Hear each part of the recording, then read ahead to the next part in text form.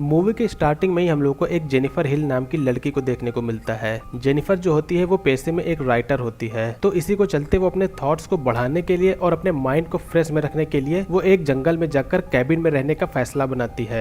और अगले ही सीन में हम लोग को वो अपनी कार से कैबिन की ओर जाती हुई दिखाई देती है। लेकिन वो रास्ते में सबसे पहले एक हाउस रेंट वाली शॉप पर रुकती है, जहाँ पर जो हाउस रेंट शॉप का जो ओनर होता है वो उसे उस कैबिन की देता है और साथ में वहाँ का नक्शा भी दे देता है, जिससे कि बाद में जेनिफर जो होती है वो दोनों सामान को लेकर वहां से निकल जाती है। थोड़ी देर अपनी कार से चलने के बाद में वो एक पेट्रोल पंप के पास जाकर वहां पर रुक जाती है, क्योंकि उसकी कार में पेट्रोल खत्म होने वाला होता है। साथ ही साथ में वो एक ऐसे इलाके में पहुंच गई होती है जहां पर उसको रास्ता बिल्कुल भी समझ में नहीं आ रहा होता है। तो वहां पर पेट्रोल पंप पर 3 लोग खड़े होते हैं, जहां पर जेनिफर जाके उन लोगों से उस मैप के बारे में पूछती है और साथ साथ में पेट्रोल भी भरवाना वो स्टार्ट कर देती है। पेट्रोल पंप पर वहां पर हम लोग को 3 आदमी देखने को मिलते हैं, जिनमें पहला का नाम जॉनी होता है, दूसरे का नाम एंडी और तीसरे का नाम स्टैनली होता है। यहाँ पर पेट्रोल को भरवाते वक्त जेनिफर से यहाँ पर थोड़ी बहुत गड़बड़ हो जाती है, जिससे कि बाद में जॉनी जो होता है जेनिफर के साथ में थोड़ी बहस हो जाती है और इसके बाद में जेनिफर जॉनी से सॉरी बोलती है और अगले ही पल में जेनिफर वहाँ से तुरंत निकल जाती है। वो ये सोचती है कि यहाँ पे जितना जल्दी हो सके मुझे निकलना चाहिए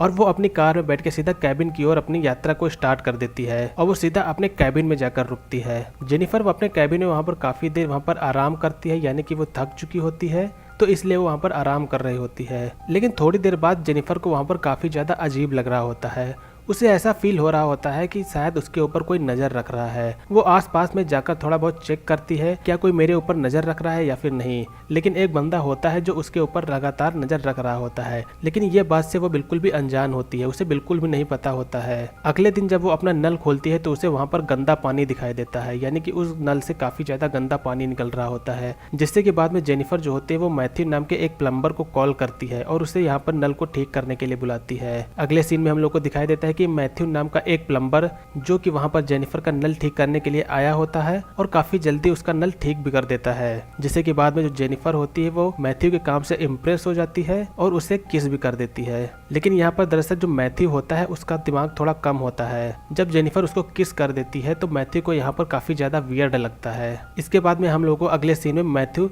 अपने फ्रेंड्स के साथ में दिखाई देता है। यहाँ पर कई सारे फ्रेंड्स होते हैं और मैथ्यू उन सभी लोगों को उस लड़की के बारे में, यानी कि जेनिफर के बारे में जो भी उसके साथ में हुआ होता है वो सब बता रहा होता है। उन सभी फ्रेंड में से एक पहले से ही जेनिफर के ऊपर नजर रख रहा होता है। अगले ही पल में जब रात होती है तो वो सारे जो फ्रेंड्स होते हैं वो जेनिफर के घर में पहुंच जाते हैं। जेनिफर यहाँ पर इन सभी लोगों को देखकर काफी ज्यादा डर जाती है। अब जेनिफर को ये भी पता चल चुका होता है कि ये जितने भी लोग हैं वो वही गैस स्टेशन वाले लोग हैं, यानी कि जिनका नाम जॉनी, एंडी और स्टैनली होता है, ये सारे वही लोग हैं। जेनिफर को यहाँ पर काफी ज्यादा डर लग रहा होता है कि आखिरकार वो लोग यहाँ पर क्या कर रहे हैं और उनके साथ क्या करने वाले हैं। स्टैनली जो होता है वो उन सभी लोगों की वीडियो रिकॉर्डिंग कर रहा होता है। अब इसके बाद में वो जितने भी लोग होते हैं वो जेनिफर के साथ में बदतमीजी करना स्टार्ट कर देते हैं। काफी ज्यादा जबरदस्ती भी हम लोगों को करते हुए जेनिफर के साथ में दिखाई देते हैं और उसे जबरदस्ती शराब भी पीने के लिए उकसाते हैं। अचानक से किसी तरह जेनिफर अपने आप को वहां से छुड़ा लेती है और वहां से भागने के बारे में सोचती है। वो सीधा अपने घर से बाहर निकल के जंगल की ओर भागना स्टार्ट कर देती है। उसे जंगल में थोड़ी दूर पर भागने पर ही एक शेरिफ मिलता है, यानी कि एक पुलिस वाला मिलता है। उस शेरिफ का नाम स्टॉर्च होता है। जेनिफर जो होती है वो सारा वाकया उस शेरिफ को बताती है, जिसके बाद में जो शेरिफ होता है वो जेनिफर के साथ में कैबिन में चेक करने के लिए जाती है कि आखिरकार वो कौन से लोग हैं जो जेनिफर को तंग कर रहे होते हैं। लेकिन वहां पर वापस जाने के बाद ये पता चलता है कि उस कैबिन में कोई भी नहीं होता है। शेरिफ जो होता है वो इधर उधर छानबीन कर रहा होता है कि शायद कुछ सुराग मिल जाए। लेकिन अगले ही पल हम लोग को ये देखने को मिलता है कि जितने भी वो सारे फ्रेंड्स लोग थे जॉनी के साथ वाले, वो फिर से उसी घर में आ जाते हैं, यानी कि उसी कैबिन में आ जाते हैं। और यहाँ पर ये हम लोग को चौंकाने वाली बात होती है, जो शेरिफ होता है वो भी उन लोगों के साथ मिला हुआ होता है। अब जेनिफर जो होती है वो उन लोगों के बीच में फिर से फंस चुकी होती है। जेनिफर यहाँ पर फिर नहीं समझ पा रही थी आखिरकार ये क्या हो रहा है। पुलिस भी मेरी मदद नहीं कर रही है और पुलिस भी इन लोगों की ही फ्रेंड निकली हुई है।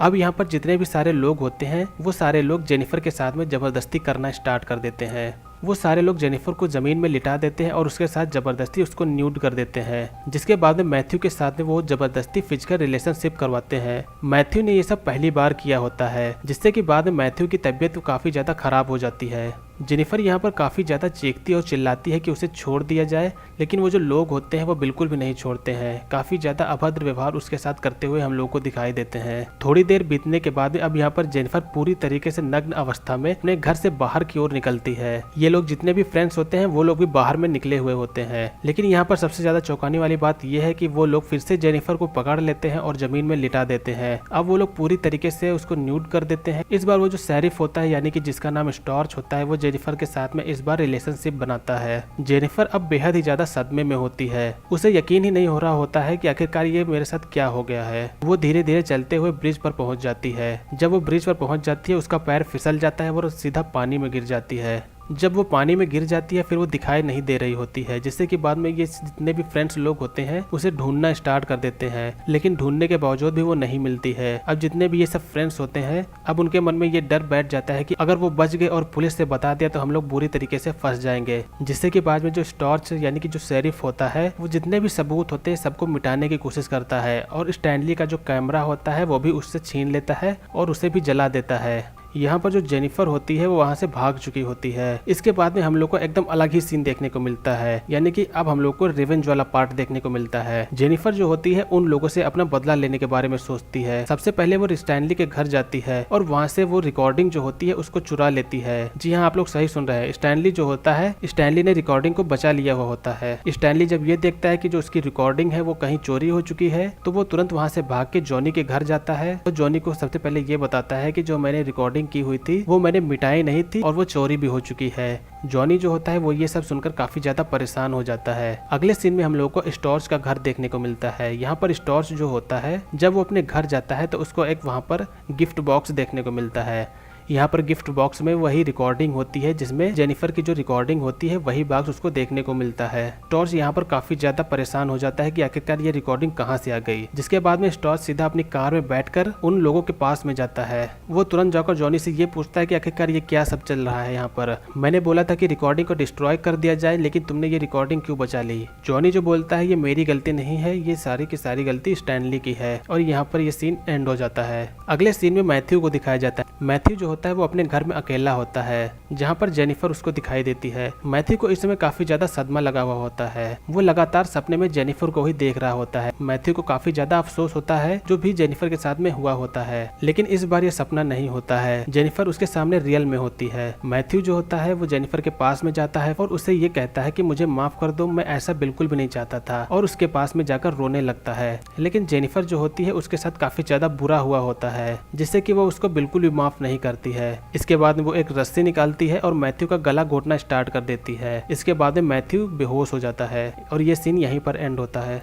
अगले सीन में हम लोगों को एंडी और स्टैनली दोनों एक जंगल में दिखाई देते हैं। ये दोनों जंगल में इसलिए होते हैं क्योंकि वो लोग मैथ्यू को खोज रहे होते हैं। वो दोनों लोग मैथ्यू को खोजते खोजते एक ऐसी जगह पे चले जाते हैं जहाँ पर जेनिफर ने अपना जाल बांधा हुआ था। एंडी यहाँ पर एक घर के अंदर जाता है और वहाँ पर कुछ चीजें देखने की कोशिश करता है कि शायद मैथ्यू के बारे में कुछ पता चल सके। यहाँ पर बाहर स्टैनली होता है, वो थोड़ी दूर जाता है, फिर उसका पैर एक जाल में फंस जाता है। ये जाल जो होता है वो जेनिफर के द्वारा बनाया गया होता है। काफी तेजी से वो जाल उसके पैर में फंस जाता है और वो चिल्लाना स्टार्ट कर देता है। स्टैनली के पास में फिर एंडी आता हुआ हम लोग को दिखाई देता है और एंडी के पीछे तुरंत जेनिफर आ जाती है और उसके सिर पर बैट से काफी तेज मारती है, जिससे कि बाद में एंडी भी बेहोश हो जाता है। अब जेनिफर दोनों लोगों को अपने नए बेहद ही ज्यादा खतरनाक जाल में बांध देती है। एंडी को वो एक बाथटब के ऊपर रखती है जिससे कि बाथटब भर जाए और एंडी की डूबने के बाद में मौत हो जाए। ये तरीका मारने का काफी ज्यादा खतरनाक लगता है और इस तरीके से वो एंडी को मारकर बदला लेती है। उधर स्टैनली जो होता है उसे एक पेड़ में बांधकर उसके मुंह में चूहा घुसा दिया जाता है, उसकी आंखों में कांटे लगाकर पीछे बांध देती है। ये सब करने के बाद में जेनिफर उसको अकेला यहाँ पर छोड़ देती है और बाकी का काम वहाँ के जंगलों के कौवों के ऊपर छोड़ देती है, जिससे कि बाद में कौवे आते हैं, वो सीधा उसके पेट पर हमला करना स्टार्ट कर देते हैं और थोड़ी देर बाद स्टैनली की भी मौत हो जाती है। अगले सीन में हम लोगों को गैस स्टेशन में जॉनी को देखने को मिलता है, जहां पर भी जेनिफर पहुंच जाती है और जॉनी को घायल करके वहां से उठा ले जाती है और उसे भी काफी ज्यादा खतरनाक ब्रूटल तरीके से बांध देती है। अब जेनिफर यहाँ पर जॉनी के साथ में भी काफी ज्यादा टॉर्चर करना स्टार्ट कर देती है और थोड़ी देर बाद में एक धारदार कैंची से उसके लिंग को काट देती है। जॉनी यहाँ पर काफी ज्यादा तड़पना चालू कर देता है क्योंकि उसका काफी ज्यादा खून बह रहा होता है। काफी ज्यादा तड़पने के बाद में जॉनी बेहोश हो जाता है। अब यहाँ पर आखिर में शेरिफ स्टॉर्च बचा हुआ होता है। अगले सीन में हम लोग को ये देखने को मिलता है कि जो जेनिफर होती है वो स्टॉर्च को भी उठा लेती देती है और उसको भी काफ़ी ज़्यादा खतरनाक तरीके से वो बांध देती है। यहाँ पर हम लोग को एक ये चीज़ देखने को मिलती है कि जेनिफर का जो तरीका होता है इन लोगों को मारने का काफ़ी ज़्यादा डिफरेंट होता है, काफ़ी ज़्यादा यूनिक होता है। यहाँ पर शेरिफ स्टॉर्च जो होता है उसके पीछे जेनिफर एक शॉटगन को बांध देती है, जिसका जो ट्रिगर होता है मैथ्यू के हाथ में रस्सी से बांध देती है। अब यहाँ पर जेनिफर को केवल वेट करना होता है कि कब मैथ्यू की आंख खुले और कब मैथ्यू अचानक से वो रस्सी खींचे जिसका ट्रिगर दब जाए और दोनों की मौत हो जाए। कुछ देर बाद मैथ्यू की यहाँ पर आंख खुलती है और जैसा उसने प्लान किया होता है वैसा ही होता है, ट्रिगर दब जाता है और दोनों की मौत हो जाती है।